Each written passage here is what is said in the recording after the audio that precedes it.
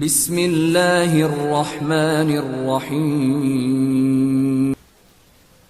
نوجوانوں کا بہت بڑا مجمع ہے مجلس میں، یہ انٹرنیٹ سے بڑی دوستی رکھتے ہیں۔ انٹرنیٹ پہ ایک سائٹ کو جا کے تلاش کریں، نام میں بتا رہا ہوں، www.reborn اہل بیت، اہل بیت کے نئے بچے، اہل بیت کے نئے چاہنے والے، اہل بیت کے نئے پرستار۔ 500 ان غیر مسلموں نے جنہوں نے شیعت کو اختیار کیا ہے، اپنے احساسات اس سائٹ پر ڈالے ہیں۔ توجہ ہے، 500 ان غیر مسلموں نے جو شیعہ ہوئے ہیں، انہوں نے اپنے احساسات اور اپنے جذبات اور سبب لکھا ہے کہ ہم شیعہ کیوں ہوئے۔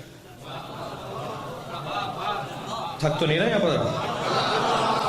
ان میں سے ایک کا میں نقل کر دیتا ہوں، ایک کے احساسات کو میں نقل کر دیتا ہوں، اور یہ نقل کرنے سے پہلے مجلس میں موجود اپنے دیوبندی بھائیوں سے اور بریلویوں بھائیوں سے گزارش کر رہا ہوں کہ میری اس بات کو تذکر اور لمحہ فکریہ اور ہوشیاری کا اور سمجھداری کا سبب سمجھیں۔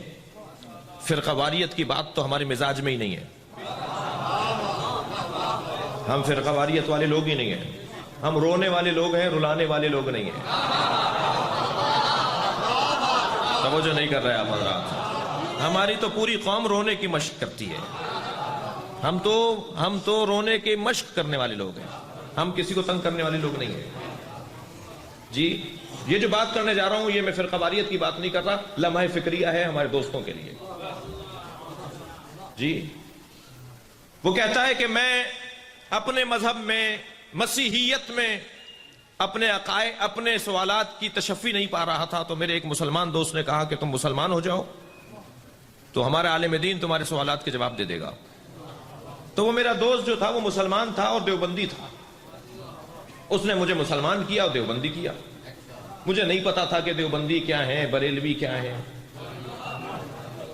میں جب دیوبندی ہو گیا تو میں نے جا کے ان کے عالم دین سے سوال کیے، انہوں نے کچھ جواب دیے، کچھ جواب نہیں دیے۔ تو میرے دل میں آیا کہ میں جا کر کسی اور سے پوچھوں، تو جب انہیں معلوم ہوا کہ میں بریلویوں کے پاس پوچھنے گیا ہوں تو وہ ناراض ہوئے۔ تو میں نے پوچھا حضور آپ کے نزدیک بریلوی کیسے ہیں؟ تو وہ کہنے لگے بریلوی مشرک ہیں۔ ابھی پاکستان میں ایک ٹیلی ویژن کے اوپر ایک شخص نے اول فول بکا تھا نا، وہ کہتا صاحب ہمارے مفتیوں نے فتوے دیے ہیں کفر کے۔ تو بھائی تمہارے مفتیوں نے تو بریلویوں کے لیے بھی کفر کے فتوے دیے ہوئے ہیں، تم مسلمان کس کو مانتے ہو یہ تو بتا دو۔ شیعت کی تصویر جتنی اچھی ہے اتنی کسی کی تصویر اچھی نہیں ہے۔ کہنے لگا کہ حضور آپ کے نزدیک بریلوی کیسے ہیں؟ وہ دیوبندی عالم کہنے لگا بریلوی مشرک ہیں، خبردار آئندہ مت جانا ان کے پاس۔ تو یہ کہنے لگا لو میں تو یہ الجھنیں دور کرنے آیا تھا، یہاں تو الجھنیں پڑ رہی ہیں۔ تو بریلوی عالم کے پاس میں نے جا کے کہا حضور آپ کے نزدیک دیوبندی کیسے ہیں؟ کہنے لگے کافر ہیں، بدتمیز ہیں،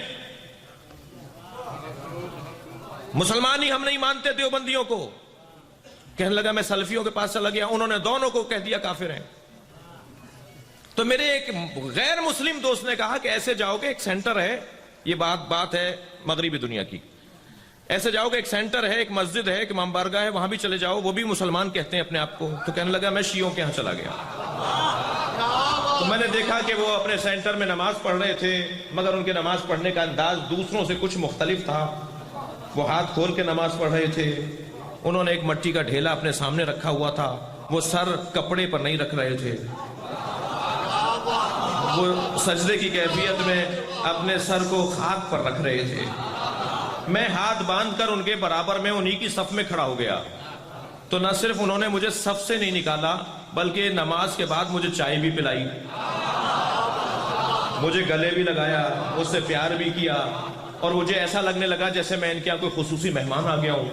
تو کہنے لگے آپ غیر شیعہ ہیں مگر ہماری مسجد میں آئے ہیں، ہمیں اچھا لگ رہا ہے۔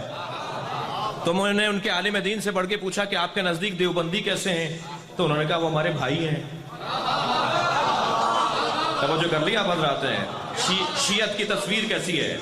کہنے لگے میں نے اس سے پوچھا کہ آپ کے نزدیک بریلوی کیسے ہیں؟ کہنے لگے وہ ہمارے عزیز ہیں، ہمارے بھائی ہیں۔